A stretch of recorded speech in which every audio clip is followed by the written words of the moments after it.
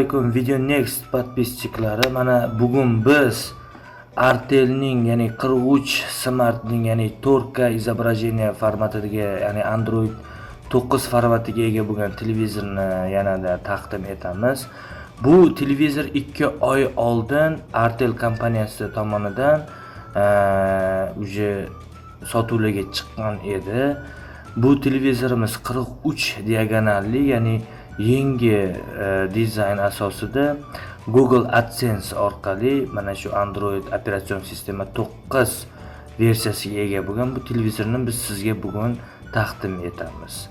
Bu video rolikimizda Artel televizorining ya'ni yanada yangicha, ya'ni yurtdoshlarimizga yangi texnologiya asosida, yangi dizayn asosida, yangi programma, ya'ni ommabop programmalar orqali biz sizlarga namoyish etamiz. Demak, bu televizor 43 tali diagonal bo'lib turib, yangi chiqqan 4K formatga ega bo'lgan bu televizorimiz, hattoki ovoz eshitish tugmasi orqali biz через pult orqali boshqarishimiz mumkin. Va bu televizorni hozir yoqib ko'rib o'tamiz.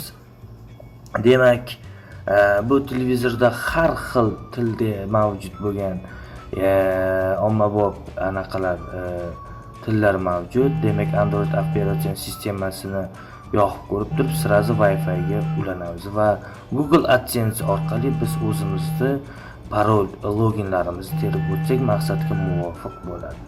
Mana bu hozir televizorni ko'rib o'tganimizdek nastroyka qilyapmiz. Mana ko'rganingizdek tezlashtirib o'tamiz albatta.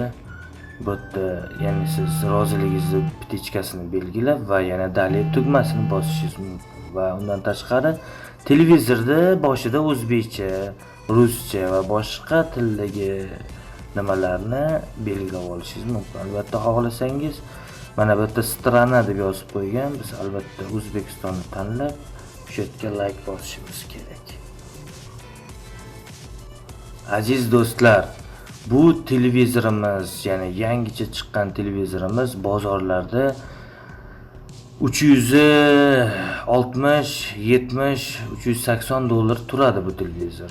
Albatta eng asosiysi juda operativ pamyati ham tezkor ishlashga ega bo'lgan, juda tez ishlaydi. Ya'ni eng asosiy 4K, ya'ni 4K formatga ega bo'lgan bu Artel kompaniyasidan ajoyib bir televizor mana chiqarildi. Bu televizorni sizga prosta nastroykasini ko'rsatib o'tmoqdamiz. Bu nastroykalarda biz YouTube, Google Play Marketlarga ega bo'lgan bir prilojeniyani ko'rishimiz mumkin.